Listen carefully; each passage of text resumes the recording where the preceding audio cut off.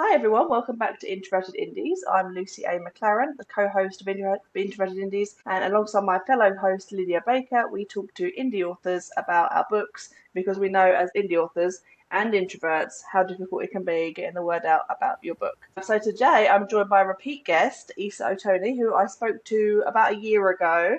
Hi Isa, thank you for joining me. Hi, Lucy. Thank you so much for having me.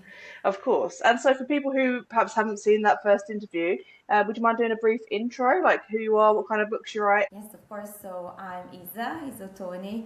I write fantasy mostly, witchy, dark cottagecore fantasy, full of monstrous women, because that's the brand that I love. Me too. All about the feminine rage. Absolutely. Like if you're not angry nowadays, like you should. So I really like to explore this in my writing. I've got short stories out, and now I've got my debut. Came out last month, May, with Owl Talyn Press, and I'm overwhelmed but very excited about it. Yes, and I'd love to talk to you about that debut and that process of releasing it. So, Path of the Crescent Moon is your debut book. It's fantastic. I have read it, and yeah, as someone who loves feminine rage, witchy vibes, dark fantasy, it was right up my street. I kind of went into this book not fully knowing what to expect. 'Cause I knew about the obviously the witchy vibes, but there was a twist in there that I wasn't expecting. Like the last third of the book just kicks off without giving spoilers, obviously. But let's rewind a little bit. What was the process like in terms of writing this book? What drew you to wanting to write Bee's story? So that's kind of weird because this is my first book ever, and it started as a very solitary pursuit. I was just writing for myself, not actually knowing where things were going. And in these like ramblings of finding a story that wasn't there, I came up with Bee. And I came up with Bee at the end of her journey, like who she becomes at the end. And at some point, she was like, this is how I came to be. And I realized I had a full story there. So this story called to me because it's this study of how far people go for those we love and what we are capable of doing if we fail. So it's this idea of anyone can fall. Anyone can fall, anyone can become their own villains in a way if you push them too far. So I did push B a lot, and through her journey, she goes through many difficult situations.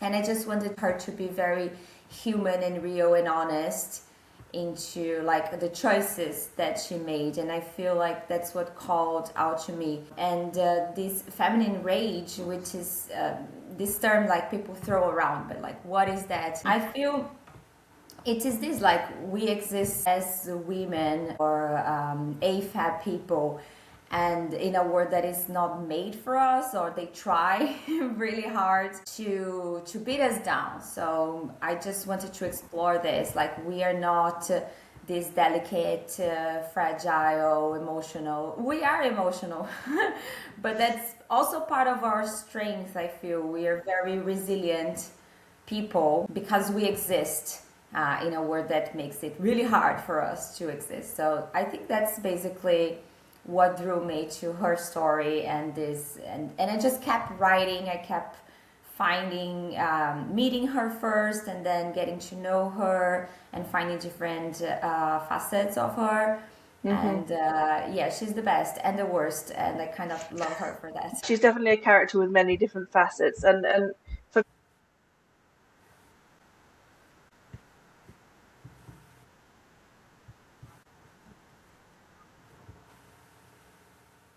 writing that kind of relationship, was it an important focus for you? Do you think in the writing, making sure that that relationship really stood out on the page and like the emotional connection between her and her daughter? Yeah, I am not a mother, so a lot of this relationship came from my experience as a daughter, and also this relationship with other important women in my life. I grew up in a household full of women, and I grew up with my grandma and her two sisters, Hmm. and my grand aunt Hilda. She was a huge influence in my life. She was a woman who didn't have children of her own, but she was this borrowed mother in a way, and she taught me so many things, and I loved her so much. I loved all of them. So I really like this relationship of like found family. But B, as a young mother, for me, it's also, she didn't choose that. It was a marriage of convenience. She was just like trekking the path that she had to in a way. But she also chose that at some point. Like when she has her child becomes her like everything. And it's a very selfless, but also very selfish pursuit. Because Riley is a baby. She's not really aware of everything that is happening, so B is the one who carries all the struggles, and I just found that fascinating. I felt like these bonds and the many other bonds that happen through the book, being a family that is from blood, which is less important, but also family that you choose, and B chose Riley, and she chose to fight for Riley in any capacity that she could. But B is also very young, and that's another thing that I really enjoyed learning and writing about. So she's a young mother, and that comes with its own problems. She's a single mother at some point in her journey as well. There will be a community for her, but she feels like she's the one responsible for this other human being, which is a lot, being young, coming. I think it's fair to say this isn't a spoiler saying it's an abusive marriage. That's fairly obvious very early on in the book. It's in the blurb. Right. And so, yeah, she's carrying her own trauma. And I think emotional immaturity probably is in there as well, right? Like being young. Because, interesting you're saying earlier about emotions are a strength, and they are. They're obviously played by the patriarchy as a weakness, but they're a strength for everyone. Every human feels them. But emotional immaturity brings a certain, I would say, flaw to the character, because it means she's not perhaps dealing with things in the way that she would if she was perhaps older or more experienced or less traumatized. Absolutely. She's very narrow-sighted. She sees herself and her child, of course, because of her history of abuse, but she's not aware of everything else, and she becomes aware of other stuff during her journey, and that's the thing as well. But she is a very selfish, self-centered character.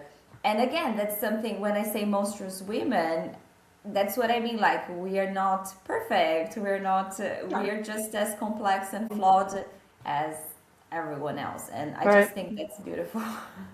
Yeah, absolutely. I find it very uninteresting when strong female characters are depicted as like just that, like they're a warrior, they're perfect, they can do everything. And that completely misses the mark in terms of what actually makes women, people, interesting. It's not just being able to do everything and that's it. There's no arc. And it was talking about arc. It feels like B's arc is almost like in that she goes towards the antagonistic side of things, but completely understandably how things play out.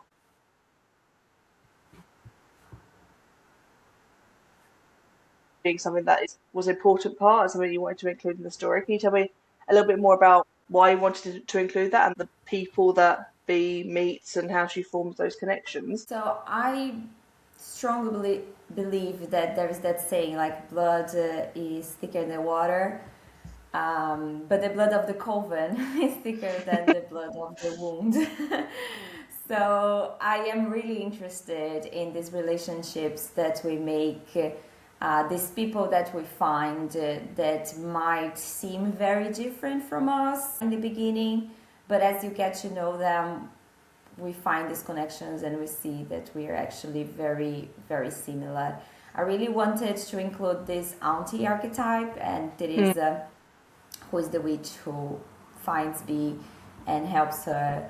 I'm obsessed with the auntie archetype. Again, it's this woman who has never had children of her own but fosters children and accepts them just the way they are.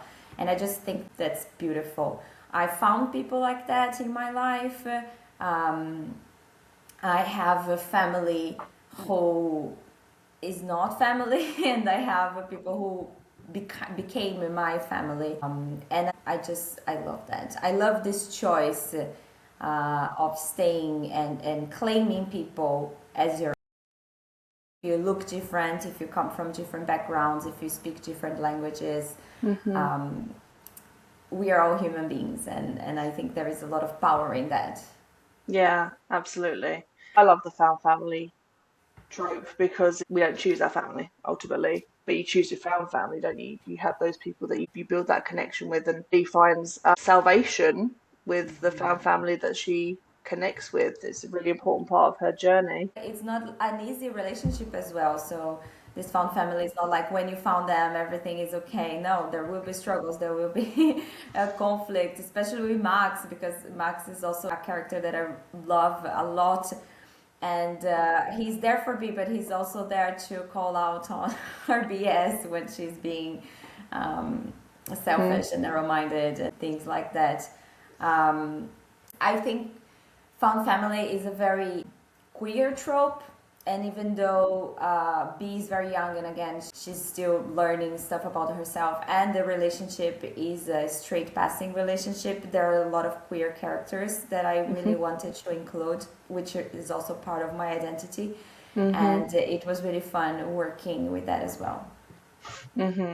Yeah, it was an important part of your world building then to have that kind of queer, accepting world, fantasy world, because we can often, I'm kind of guilty of this in my own work, of like replicating real world where it's homophobic sensibilities, but I think yours feels like a more fault, like accepting, like it's just people are queer and that's just part of the world. It's not something that is an issue.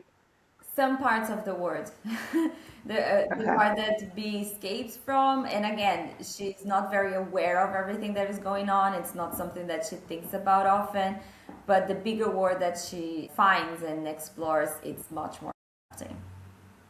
Yeah, absolutely. So we'll come back to the world because I want to talk about how you did the world building because there's some really interesting parts of that. But just to go back to Max, who obviously you said is a character that you really love, and I love this character too. And he is something of the romantic interest, right? I don't think you define this book as a romantasy that, it's the romance isn't the focus, but it's also an important part of Bee's journey as well, right? Yes, yes, of course. Hmm. It's not a romance because, again, it's not the focus. It's not happily ever after guaranteed, although it is attainable in a way. So, because she comes from trauma, I really wanted her to have this other side of a relationship. She comes from a very bad relationship and she finds a new way. She's also very prejudiced against men, and that's something that comes up in my writing a lot. Like my best friend, who is also my critic partner, he's like, "Oh, your heroines don't like men very much." I was like, maybe that's something that is seeping into my writing. I am married to a man, like, I get it, but she is very prejudiced against men, and Max comes to show her, like, it's just people again, right? It's just people. Of course, you have this side of toxic masculinity, but masculinity in itself, it's not a bad thing. And Max comes like to show he's a man. He's a flawed man. He can also be a little bit controlling, a little bit to the protective side, but he's also soft in a way, if I can call him soft. But he comes to show her like these relationships, these romantic relationships, and these relationships with herself, with her sexuality. It can be a good thing as well. So I really like playing with this and with them, a little bit of banter, a little bit of romance, but also Max is a little bit older, a little bit more mature. He has inhabited this world for longer, so he knows the risks. But again, he has his own biases and his own flaws. So it's kind of a clash of ideas as well, where I describe Max as more of a purist in a way, and B is more like chaos. So you have this push and pull that it was really fun to work with. And he also at some point becomes like a father figure to Riley, which is something that B has never seen before. And she also has to confront these feelings of jealousy, which is always fun. So yeah, I really do adore Max. And Max and Teresa, they are inspired by my Brazilian culture as well. So I loved writing them and kind of putting a little bit of this Latin um, subtext into their story. So it's important to you to have kind of element of culture within the characters and the world, would you say as well? Yes, I really wanted to. It is set in a kind of European Hmm. setting, but I really wanted to incorporate a little bit of my culture whenever I could. So there will be some Portuguese words that you're gonna hear, some Brazilian expressions here and there. They are coded as Latin and also as different because it is a colonial setting, and Brazil was a colonial country. We've come from a colonial history that is very bloody and terrible, and so I really wanted to use a little bit of that in the book. It's not the focus again, it's just some undertones, some subtext within the story, but it was really nice working that in the story. Yeah, it seems like it's an important topic that you would want to have explored. And in terms of the world itself, I think we see a few different settings. It's starting in the marital home, the Baron's home, um, from which B quickly escapes at the start. And then what was it like doing all the different world building elements? So obviously Therese's Witchy cottage, which I love the description of that. And the night market and the library, which we haven't even touched upon yet, the library. How was it doing all these different world building elements? So I am a pantser at heart. So I am an explorer. So I had no idea where things were going when I started. Because then again, it has been many years working on the story and carving it out in a way. So I started with some archetypes like the witch's cottage. That's a classic, and I just wanted to see like what my witchy cottage would be. And this idea that the moon, different phases of the moon can open different paths.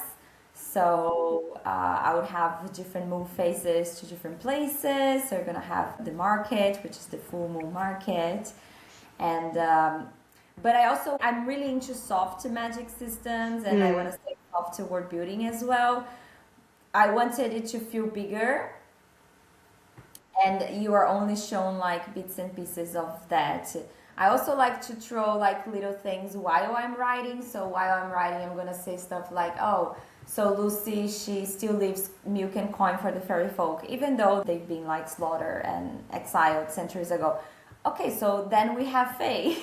So they are a thing here in this world. So from this little throwaway, I can build like what happened to these Fae people and what happened. So you do have a market that is not easily accessible, so you might have other places then. So what other places can we find and what other books we'll find? But it always started with the library, to be honest. The library, I'm a I'm a reader, I'm a writer, and I'm obsessed with libraries, so I really wanted a magical library. And I'm really into the setting as a character. So I knew from the beginning the library would be an entity on itself, and I just had fun playing with that. So, what would an entity that is also a library look like? How would it behave? I used a lot of inspiration from Jonathan Strange and Mr. Norrell with the Fey lens, which is very weird, and I'm obsessed with this weirdness. The Name of the Wind as well. So I really like when fairy is shown to be this elsewhere, otherworldly. It's not something that you can pinpoint. It's not a place, but sometimes you find yourself there. So yeah, that's where I was going with. I just wanted to make it as weird as possible, and I just build around it, I suppose. The human world, it is inspired by the colonial setting. So you're going to have southern lands which were colonized. You're going to have the European setting when you have the structures of power of whiteness and patriarchy, and this contrast between people who are not white or people who have different cultures, and what does that mean to them. Yeah, absolutely. That's very clear in terms of the different settings and those different And also cultural my backgrounds. Mm. Aiden, who is a Hmm. fairy. I really love fairies in general. I'm here for fairy romance, like I read romantasy. I love all of that. Hmm. I just wanted my fairy to be strange. So, like, this fairy is not human with pointed ears. I wanted my fairies to kind of like vibrate in a different level. So, Aiden's gonna like speak differently. His understanding of the world is different. He's gonna function very different from humans, and that's what I try to achieve, not only with the library, with the world fairy, and the fairy that we meet, whom I also Hmm. love very much. Yes, he's a very interesting character and Yeah. yeah, quite important as well alongside the library. Yeah, it's interesting you're saying about the library being like a character in itself and a really important character that in terms of the impact that it has on Bee's story and where it goes. But Yeah, the yeah, library wants fascinating. stuff, and I Mm, think this conflict is what makes good stories. So B wants something, and the library wants something else, and mm, let's see how they deal with that. right. It's not going to be as simple as her going there and getting what she needs. It needs something of her, and that ends up being a big price. Okay, so we'll step back a little bit from the book itself and talk about what the process has been like releasing it, right? Because this is your debut book. Very exciting to have it out in the world. How how does it feel? How has the release been for you? It's very overwhelming, very Mm, overwhelming. Like I've wanted this for so long, and now it happened. And after the release, I got a stiff neck, so I couldn't like move for a week or so. I think because of all the emotions, the feelings, and the work that we have to put. I've been very fortunate to find Owl Talyn Press. They've been amazing from the beginning. They've been so supportive, and I don't think I could have done this without them, without you, mhm, Lucy. You were responsible for the last kick, so we could actually like put this out there. But to see something that started again as just like a ramblings on a notebook, and now comes like it's a full book, it is incredible. Seeing people who like I go to the gym, and people at the gym were super excited. Like I sold a bunch of books at my gym, and it was something that I never thought. And I decided to go to Porto and talk to independent book shops, and they were really happy to have my book on their shelves. And then I've got people reading it, which is the craziest part of mhm. everything. People are actually reading the book, and they are like leaving reviews, honest reviews. I've got a like 5, 4, 3-star reviews, and I think that's amazing because fair, like thank you for reading it and taking your time to review the book. And I've got people getting to know the characters, and they say like, "Oh, I love Aiden. I love Mark Teresa." Like they message me and say like, "Why? Why did you do that?" And I'm like, "Sorry, it's just partially my fault." So it's wonderful. It's lovely, but it's also terrifying. It's like the biggest, weirdest, most overwhelming thing I've been through, and I'm loving every minute. I want to do it again. It's yeah, it's such a strange feeling like having worked on something for so long and yeah, you finally have that book that you hold it in your hands and then it's out in the world and people are reading it. People are reading something that you've put so much of yourself into. And like you said, with the reviews, people, it's never going to be like everyone loves it 100%. It's going to be that spectrum of reviews. But that's a good thing. That shows that it's reaching a lot of people, and whether they love it or whether they don't, it's still out there in the world, and that's amazing. Absolutely. I had an experience with people reading in like writing groups. And that's different because Mm. you're talking to them, you're reading like through the process, you're listening to feedback. But that alone is amazing. Like I made my friends cry. And that's great. But now like other people and people who I don't have a relationship with, it's just like people out there, and it's a very personal story. I think every book is kind of personal, but like Mm. you pour your soul in there. It's very cliche, but it's so true. Yeah. And then people are actually reading. It's wonderful. It's amazing. It's terrible, and I love it. And so, of course, you mentioned Owl Talyn Press. I'm also published with them. That they are awesome. You queried, obviously, with agents and publishers, or how was that process? I'm gonna be very honest. Mm-hmm. This was my first book. I wrote it. I worked on it many years. I went through writing group, critic partners. I did my best, and then I query to editors. I never query to agents, not yet. I haven't, but I will. And then I got rejections, like many rejections. And then I was like, yeah, sure, that's fine.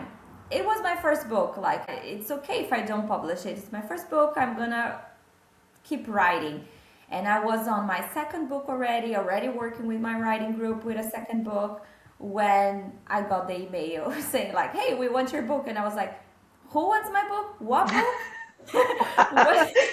Because honestly, I had forgotten that I had kept querying. Obviously, I was querying and doing those things, but I was only getting rejection. So I kind of just like, that's fine.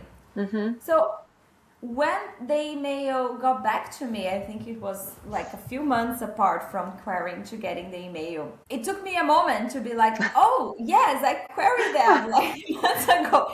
And they want it? You want my book? Like, what's happening? So it was a surprise, amazing. And I mean, I couldn't be happier. It's an independent press, so we work very closely with the editors. They did an amazing job with the editings itself, the back and forward, the cover, and all the support. Like David and Haley, I have only wonderful things to say about them. They are great. So I am so happy that this book is out, because I had given up on it. Mm. And I'm glad that I didn't, actually, that it worked out. So for the next, I want to query agents and see what else I can do. Mm-hmm. Give it a try. Can you tell us a little bit more about that book? Because obviously you said you started working on it after you'd sent out Path of the Crescent Moon. Is it something that is another like dark fantasy witchy kind of vibe, or? It's less witchy, more vampires. Oh. This is, I think you would call it a romantasy, because they focus on the romance. It is a romance, basically. It's a queer polyamorous vampiric romance. And yes, it is different. It's bigger. I've got three main characters, so three POV characters. And we've got depressed vampires and the striving musician. I have submitted to a press. I'm waiting for a response, but I think that's the one that I want to query with agents at some point. It's much more commercial. I'm gonna say Path of the Crescent Moon. It is quite niche. It's not for everyone. The prose is quite lyrical. Like, I really play with the prose a lot. It's a much more intimate story.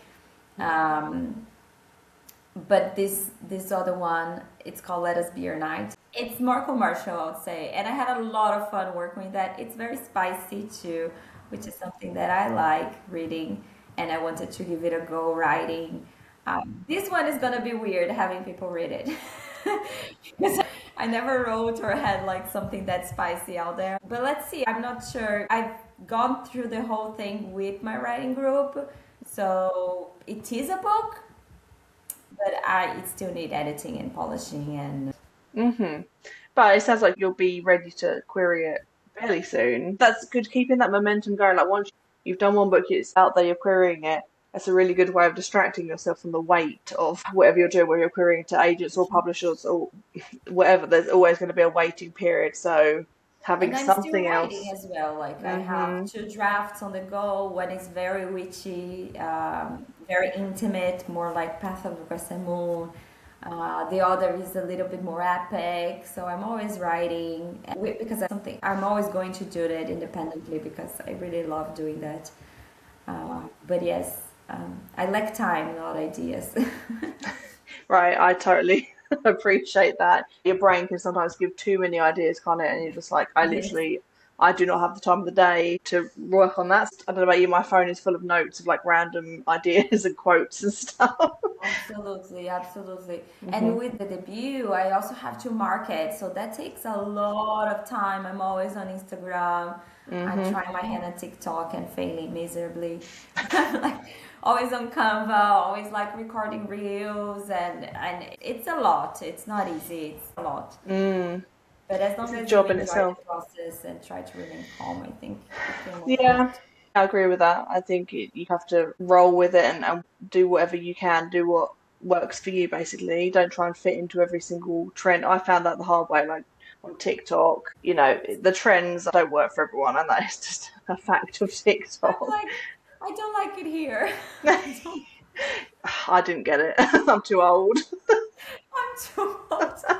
I'm a millennial. Let me be on my Instagram and let's try that the old-fashioned way. Yeah, 100% millennial Instagram is the way to go. Because marketing itself, it can really take a lot of time and energy. And I've personally found there's a balance to strike there. Because when my first book came out, for example, I was putting so much into the marketing, and I ran out of mental energy to write. And it's like, okay, wait a minute, this is backwards because I want to do the writing, marketing not so much. So how have you found that balance? I'm always writing, even if it's just a little bit, if it's just like half an hour before or after work. I think it's something that I need, to be honest. I need for my mental health. So that's not something that I'm not doing. Right. The marketing takes a lot. And the first few weeks, I'm just like all the time. Now I'm doing like 3, 4 times a week, which I think it's better for me and for the people who have to see my posts, like to deal with me doing like, hey, I've got a book. Um, but there is this part of marketing which is building community. I think that's what I want to focus on. It's one thing to get your book out there and say like, hey, I've got this book, but I think connecting with people is the best way. And I have built a community online, which I love. I met so great friends on Instagram. I'm gonna be honest, like my best friends, I have a best friend in Germany, one in England, and I've got friends in Italy, in Greece, and I think that's amazing. So fostering this community online for me, I think that's where I want to go. I'm still gonna market and do reels, and because that's something we have to do. There is no escaping. But I really want this connection. I think that's gonna be best for my mental health, but also as in like sales, I think, because Yeah. like connecting with people is better than Hmm. just shouting at them to buy your book. Exactly. Yeah, finding the ideal reader, I believe, is the marketing speak for it. Yeah, but I would agree. Yeah, social media can have a lot of downsides, but that community is really a great part of it. Same for me. Obviously, we met online, and yeah, with Introverted Indies, trying to cultivate that kind of community as well, and show authors that there are other people out there going through similar experiences. We're all in this together, really. We have to be each other's champions because Yes, it's tough out there. it's really tough out there, and there is room for everyone. I don't see other authors as like competitors. No, like I love your book, you love mine, and I'm gonna talk about your book, and maybe we're gonna talk about mine. And I think that's beautiful. We can learn from each other. We can rely on each other. We can support each other. And like writing can be very lonely, especially in the Yeah. beginning. Again, there is gonna be some toxicity in some parts of the internet, so you gotta be careful with that, I would say. Mm. But you're also gonna meet wonderful people, so just like stick with them. Agreed. Absolutely. Yeah. What advice would you give to anyone setting out as a new author? Find a writing group or a critic partner. I think that's essential. There's just so much, like you can learn by yourself. That's fine. You're gonna read books. YouTube is great. I've learned so much on YouTube. Um, but there is gonna come a point that you won't be able to get better unless you are showing people your work. So don't be afraid to show people your work, even if it's bad and broken and ugly. That's fine. We've all been there. We still are there, right? There will be times we're gonna write stuff and be like, "What is that?" But that's okay. That's part of the journey. It's part of the process, even. So find a critic partner, somebody who is a writer too, not only a reader, so you can swap work. That's gonna be like that's essential because we cannot see, we are standing too close to our own work, so it's hard for us to see some details that it's easy to see in other people's work. So not only you're gonna have an extra pair of eyes on your writing that can point you to the things that needs addressing, but also when you train to spot these things in other people's work, it's gonna be easier to spot it in yours. So it's very often I'm doing these critique sessions and I'm gonna point out something on my friend's work. Hey, did you see that? And they're like, oh, I'm doing that too in mine. So I'm not only giving them advice, I'm like pointing things out to myself.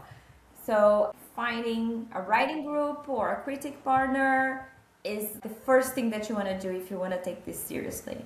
Learn how to give and receive feedback. That's important. There is a right way to go about it. Yes. And how to receive. Like, don't take it personally, but also like taking the things that they are giving you, thinking about it, and applying if that makes sense for you. I think Yeah. that's essential. I think that's Yeah. my main advice would be that. I agree. It's very important to learn how to take feedback, isn't it, and criticism. And yeah, like you said, there is a right way to do that. I remember first doing it and receiving that first batch of kind of critique. You get that like, ooh, defensiveness feeling like, oh, wait a minute, this is my book. But then you sit with it, give it time to seep in, and then you go, oh, okay, no, wait, there are there are valid points here. And that is, like you said, that is how you grow as a writer, is allowing yourself to take on board that feedback from other people because, other people know stuff. We don't know everything. Yes, exactly. And again, we're standing too close, so maybe you're not seeing it. Other people can point it and it's like, oh yeah. Or maybe not. Maybe that doesn't make sense to you, and that's fine as well. Because that's the thing. Like, I had a writing group, and I was working with this book, Path of the Crescent Moon, and one of them, like, really didn't vibe with my prose. Like, they really didn't like my prose at all. And that's fine. Like, I'm not gonna change my style because one person doesn't like it, but that's good to know that I'm not gonna vibe with everybody. Like, there will be people who won't enjoy my style. And that's valid too. Yeah. So, and when you give a critique, it's not criticism, it's a critique. You are saying the good stuff as well. You're saying the good stuff and the things that might not work for you. There is a way of doing this respectfully, in a way that you're helping each other grow, not tearing each other apart. Right, Like, 100%. learn how to take criticism and critiques. That's essential because this job that we've chose, it's full of them. And if you're gonna take everything personally, it's gonna be really hard because there's a lot of rejections, and that's okay. And yeah. It's part of the process. Yep, you just gotta roll with the rejections. Yes. I started publishing short stories that helped me a lot because really early on I learned like rejections are part of the process because I'm sending short stories out and I'm getting like, this is not for us, no thank you, we don't have space for that. And very quickly you say like, yeah, fine, let's move on again and again and again. And I've been kind of successful with finding places to my short stories, and now with my book. So it's just like hanging there, hanging there. Things are gonna work out. Exactly. And it's got to be the right book at the right time. You know, we're in control of obviously what we write and what we put out there, but the wider publishing world, we have no control over what people are looking for. So sometimes it's just really not personal. It's just not the right time. Yes, exactly.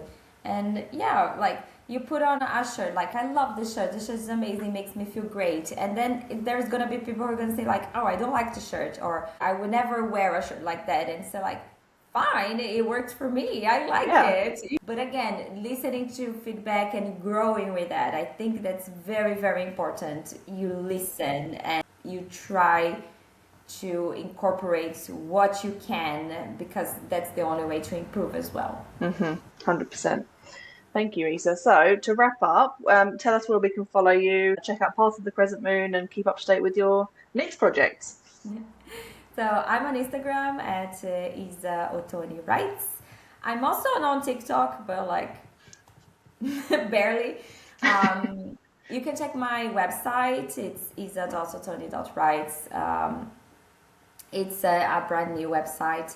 My dad helped me build it, so I'm really proud of it. I've got a newsletter, so if you want to subscribe, I'm not going to spam you with emails. I'm very bad at keeping up with emails, but you're going to hear from me. Instagram is my main way of communicating with people, so just go say hi and I'll be there.